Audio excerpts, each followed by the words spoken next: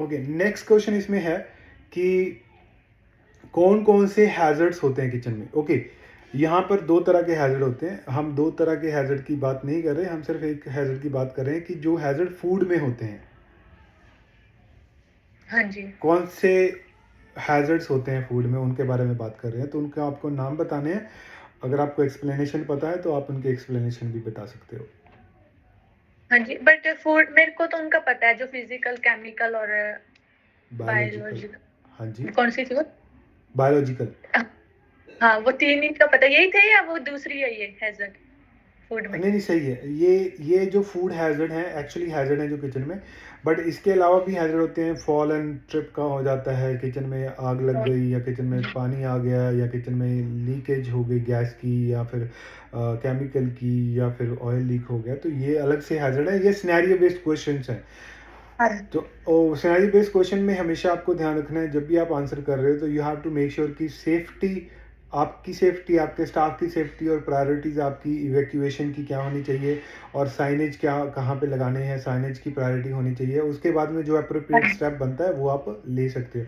अगर किसी को हर्ट हुआ है तो उसके लिए कोई फर्स्ट एड या उसको कोई हेल्प या फिर उसको कोई लिए इमरजेंसी कॉल करना, तो वो वाली इनिशियल स्टेप्स होते हैं आपको उस सिनेरियो में, ठीक है। बट हम बात करें फूड हैजर्ड की, तो आपको पहला बताना है कि कौन सा होता है, दूसरा किस वजह से होता है और तीसरा किस वजह से होता है। फिजिकल, केमिकल और बायोलॉजिकल होता है।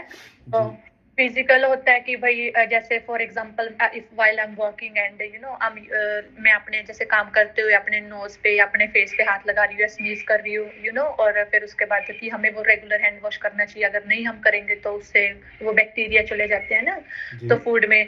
तो वो फिजिकल होगी। जैसे वही आपने जो बताया था, वो आपको जैसे कोई भी ज्वेलरी पहनी हुई है या आपके वो खाने में चली जाए, या आपका कोई हेयर है वो अगर प्रॉपरली टाइट नहीं है, वेरी और गुड। आपके जो नेल्स हो गए वो अगर प्रॉपरली ट्रिम्ड नहीं है, तो these all are the physical one. And the chemical, like for example while I am working, तो मैं केमिकल में जैसे वो नहीं होते कि हम सैनिटाइजर यूज कर रहे हैं या खाने में, तो वो केमिकल ये वाली होती है ना। जी जी जी। हाँ, केमिकल जैसे वो आपको खाने में, आप जैसे क्लीन कर रहे हो और आपने अगर कवर नहीं करा अपना खाना अच्छे से, तो वो आपके खाने में चली जाती है और आपको लाइक वो दिखती नहीं है। बायोलॉजिकल होती है जो जैसे हमारा कोई सप्लायर कोई लेके आया, तो वो उनको हम देख नहीं सकते, लाइक, बट वो फूड में हमारी होती है। जैसे हम कोई वेजीज ले रहे हैं, फ्रूट्स ले रहे हैं, तो हम उनको प्रॉपरली लाइक वॉश करके या उनको फिर अंदर रखे, क्योंकि कई बार ये होती है।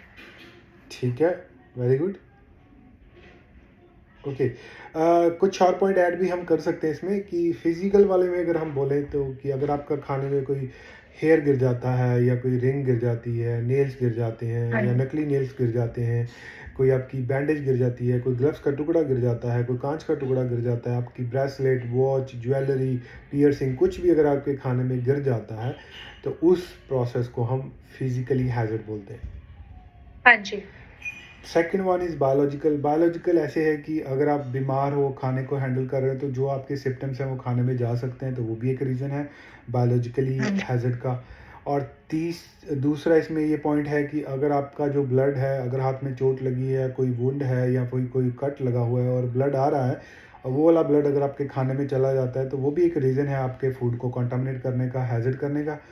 और हाँ तीसरा जी। इसमें पॉइंट ये भी है कि मान लो आपके अगर खाने में कोई चूहे की ड्रॉपिंग्स या फिर रोडेंट या फिर कॉकरोच या फिर वीवल्स या फिर कोई इंसेक्ट्स आ जाते हैं खाने के अंदर, तो वो भी आपके खाने को बायोलॉजिकली हैजर्ड कर सकते हैं। हाँ जी। और लास्टली, जो भी आप किचन में वेजिटेबल्स, फ्रूट्स यूज़ करते हो, अगर आप उनको वॉश नहीं करते, उनके अंदर जो माइक्रोबायोलॉजिकल कंटामिनेशंस होते हैं, जो स्मॉल इंसेक्ट्स होते हैं, they can get cooked in your food along with your food. That can also create a problem, microbiological hazard. और इसमें आप एग्जांपल ये भी दे सकते हो कि जैसे कोविड-19 था, कोविड-19 के अंदर बैक्टीरिया जो स्प्रेड होते थे वो हमें दिखते नहीं थे, but still they transmit from one two another. वो भी एक माइक्रोबायोलॉजिकल थे जिसमें बैक्टीरिया स्प्रेड होते हैं। तो ये हम जो 4-5 पॉइंट्स हैं बायोलॉजिकली हैजर्ड में आप बता सकते हो। हाँ जी। और थर्ड में था केमिकल हैजर्ड। केमिकल हैजर्ड की किचन में आप काम कर रहे हो, एक्सीडेंटली अगर आप से कुछ भी अगर स्पिल हो जाता है फूड के ऊपर, जो आपका कुक्ड फूड है, तो वो एक केमिकली हैजर्ड है। अगर आप फूड को ठंडा करने के लिए रखते हो और सीलिंग से कुछ पेंट की चिप या फिर कोई कंक्रीट की या फिर कोई सीमेंट की चिप अगर आपके खाने में गिर जाती है तो वो भी एक केमिकली हैज़र्ड है, क्योंकि इन सारे प्रोडक्ट्स में केमिकल मिलाए होते हैं। और अगर आपका डिश वॉशर सही तरीके से इक्विपमेंट यूटेंसिल्स को क्लीन नहीं कर रहा और उनके अंदर जो केमिकल्स के रेसिड्यू हैं वो रह रहे हैं, जब आप उनके अंदर फूड को स्टोर करोगे तो जो केमिकल्स के पार्टिकल्स हैं वो लीच आउट हो जाएंगे आपके खाने के अंदर, so that can also cause chemically hazard. तो ये हाँ जी। 3 हैज़र्ड थे किचन के अंदर। इसमें एक और भी है, एलर्जन वाला।